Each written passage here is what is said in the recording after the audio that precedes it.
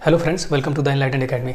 आज के इस वीडियो में डिस्कस करेंगे हम आसियान को, वो भी बहुत ही ज़्यादा डिटेल्ड मैनर में। लेकिन अगर अभी तक आपने चैनल को सब्सक्राइब नहीं किया तो आप चैनल को सब्सक्राइब करें।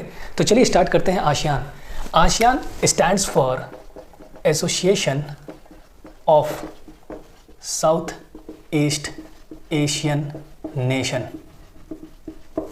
इसको आप बेटर समझ सकते हैं इस रिप्रेजेंटेशन से। अगर ये एशिया है तो ये है एशिया की साउथ एशिया। इंडिया किसका पार्ट है? साउथ एशिया का। और ये जो पूरा रीजन है इसे हम बोलते हैं साउथ ईस्ट एशिया। तो जो आसियान की ग्रुपिंग है इसमें जो मेंबर कंट्रीज़ हैं वो इस रीजन में उनकी लोकेशन है हमारे वर्ल्ड मैप में। क्लियर? तो आसियान में टोटल कितने मेंबर हैं? 10 मेंबर हैं। करेक्ट? लेकिन जब आसियान का फॉर्मेशन हुआ था उस समय 10 मेंबर नहीं थे। तो आसियान का फॉर्मेशन कब हुआ था? आसियान इस्टेब्लिश्ड हुई थी 8 अगस्त 1967 को बाय बैंकॉक डिक्लेरेशन। इसे आसियान डिक्लेरेशन भी कहा जाता है। इसलिए 8 अगस्त को सेलिब्रेट किया जाता है आसियान डे। करेक्ट? जब ये आसियान इस्टेब्लिश्ड हुई थी तो इसके फाउंडिंग मेंबर थे ओनली 5। वैसे एग्जाम में इतना डिटेल्स में नहीं पूछेगा, लेकिन फिर भी Indonesia, Singapore, Malaysia, Thailand and the Philippines, ये 5 कंट्री फाउंडिंग मेंबर्स थे। और 1991 के बाद जब सोवियत यूनियन का डिसइंटीग्रेशन हो गया तो उस समय और 5 मेंबर इस पर्टिकुलर एसोसिएशन को ज्वाइन किए। और वो कौन थे? Laos, Cambodia, Myanmar, Brunei, Laos, Cambodia, Myanmar, Brunei and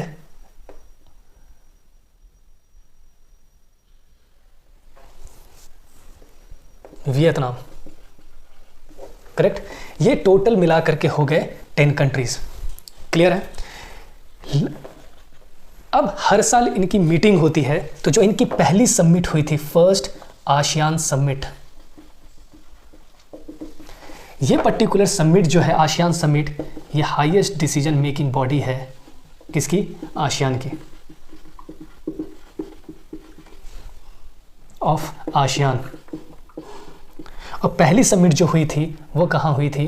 Bali, Indonesia में। कब? 1976 में। और याद रखिएगा जो इनकी समिट होती है आसियान समिट, वो साल में 2 बार होती है।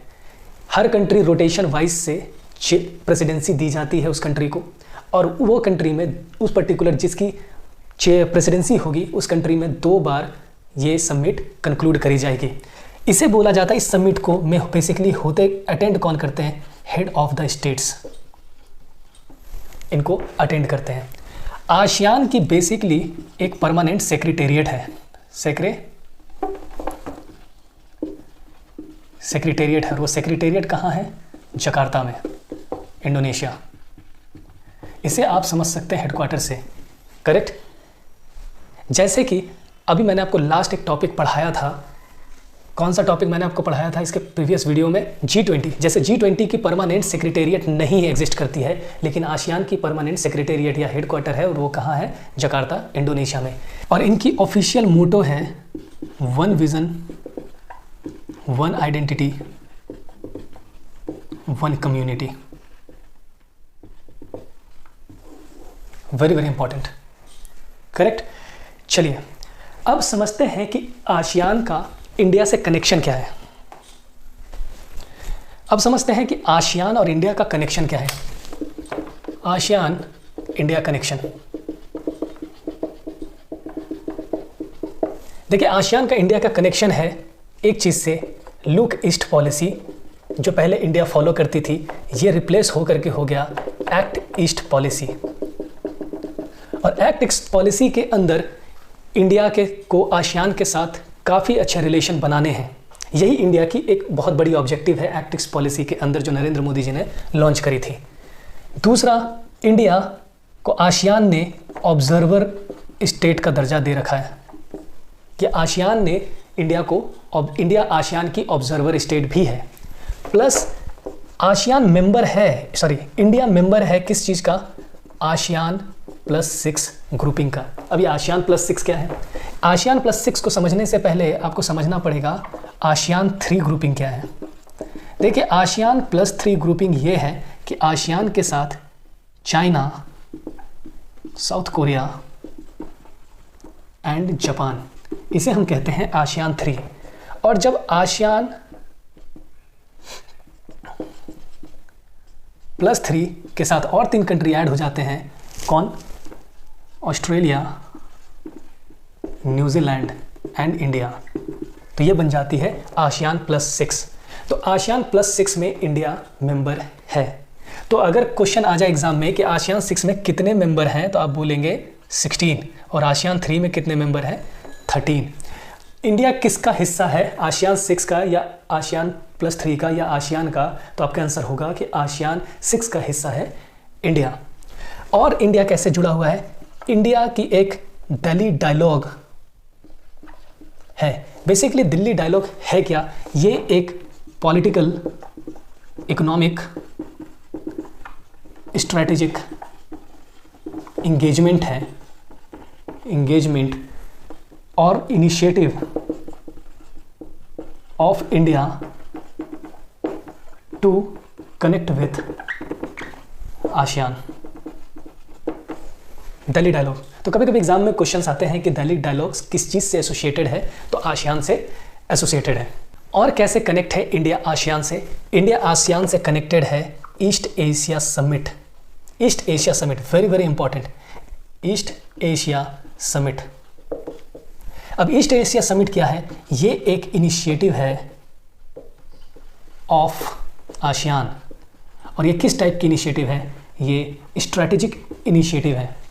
इसको मैं डिटेल में डिस्कशन करूंगा, लेकिन फिलहाल मैंने आपको बस बताया कि इंडिया और आसियान का कनेक्शन किस किस तरीकों से है। आप यहाँ रखिएगा, मैं ईस्ट एशिया समिट को अभी इसको एक्सप्लेन भी करूंगा आपको। क्लियर? अब आसियान से करंट अफेयर रिलेटेड क्या क्या इन्फॉर्मेशन है वो भी मैं आपको यहाँ पे बता देता हूँ। देखिए, 40th and 41st ASEAN summit अभी कंक्लूड करी गई है। और ये समिट कहाँ कंक्लूड करी गई है? कंबोडिया। करेक्ट? क्यों? क्योंकि इस साल 2022 की प्रेसिडेंसी कंबोडिया के पास है। मैंने आपको बताया था कि आसियान की जो समिट होती है वो साल में 2 बार होती है। तो इस साल 2022 के अंदर 40th and 41st ASEAN summit conclude करी गई। और इस साल का जो थीम है वो क्या है? ASEAN act, addressing challenges together,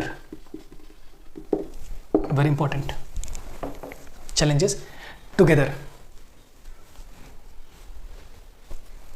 और इंडिया से रिप्रेजेंटेटिव कौन है आसियान में? इंडियाज रिप्रेजेंटेटिव कौन गए हैं? वाइस प्रेसिडेंट, जो न्यूली हमारे वाइस प्रेसिडेंट हैं, जगदीप धनखड़ साहब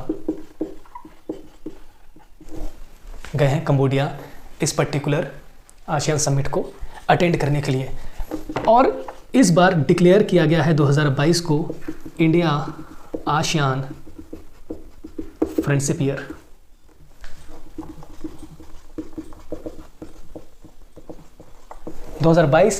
is the year of India ASEAN friendship. ASEAN celebrate भी कर रही है 55th एनिवर्सरी, क्योंकि आप कैलकुलेट कर सकते हैं 1967 में आसियान फॉर्म्ड हुआ था, तो 55 साल आसियान के पूरे हो गए हैं। करेक्ट? अब एक और करंट अफेयर आसियान से इम्पॉर्टेंट है कि रिसेंटली अनाउंस करा गया है कि Timor east will become the 11th member of ASEAN. Next year ASEAN, क्योंकि आसियान ने परमिशन दे दी है, अब तिमोर ईस्ट जो है वो आसियान की 11th ऑफिशियल मेंबर बन जाएगी। काफ़ी दिनों से तिमोर ईस्ट ट्राई कर रही थी, क्योंकि इस पर्टिकुलर साउथ ईस्ट रीजन में सिर्फ यही एक कंट्री थी जो आसियान की मेंबरशिप नहीं मिली हुई थी इंडोनेशिया की वजह से। क्यों? क्योंकि तिमोर ईस्ट इंडोनेशिया से आज़ादी लिया हुआ था, इस वजह से जियोपॉलिटिकल इशू था, इसलिए आज इंडोनेशिया नहीं चाहते था कि आज तिमोर ईस्ट को आसियान का मेंबरशिप दिया जाए। क्योंकि मेंबरशिप देने का मतलब है कि ये एक इंडिपेंडेंट कंट्री की तरह पूरी दुनिया इन्हें रिकॉग्नाइज करेगी, इसलिए।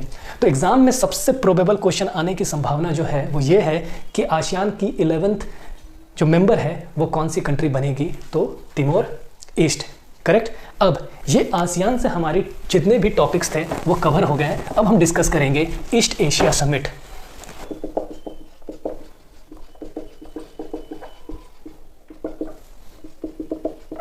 अगर हम इंडिया के कॉन्टेक्स्ट में बात करें तो East Asia summit one of the important summit है from the perspective of India. अब ये क्या है, मैंने अभी जस्ट आपको बताया कि आसियान +6 मेंबर हैं और इसमें यूएसए प्लस रशिया को इंक्लूड कर दिया जाए तो ये बन जाएगी ईस्ट एशिया समिट।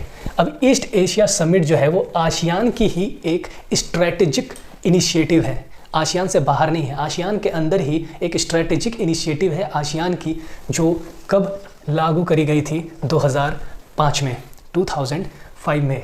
कहाँ पे? कुआलालंपुर मलेशिया पे पहली ईस्ट एशिया समिट कंक्लूड करी गई थी।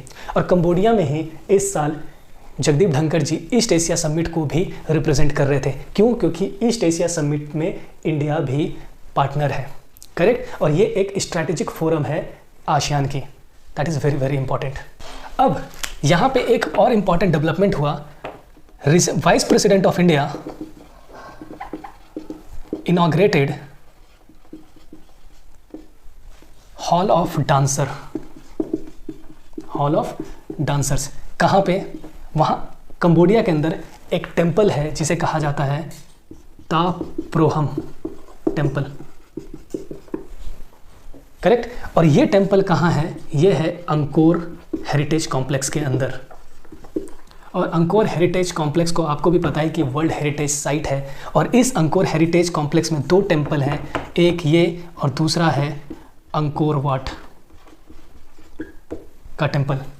आपको भी पता है कि अंकोर वाट अभी दुनिया का सबसे बड़ा हिंदू टेम्पल है, करेक्ट। और आने वाले टाइम में ये सबसे बड़ा टेम्पल नहीं रहेगा। क्यों? क्योंकि कोलकाता के वेस्ट बंगाल के मायापुर में प्लानिटोरियम टेम्पल कंस्ट्रक्ट हो रहा है, वो बन जाएगी दुनिया की लार्जेस्ट टेम्पल। खैर, उसको मैंने ऑलरेडी करंट अफेयर में बता दिया है। अब बात करते हैं ला प्रोहम टेम्पल की। ये टेम्पल पे एक हॉल ऑफ डांसर बनाया गया और ये जो हॉल ऑफ डांसर है वो एक जॉइंट कोलैबोरेशन से बनाया गया इंडिया और कंबोडिया का।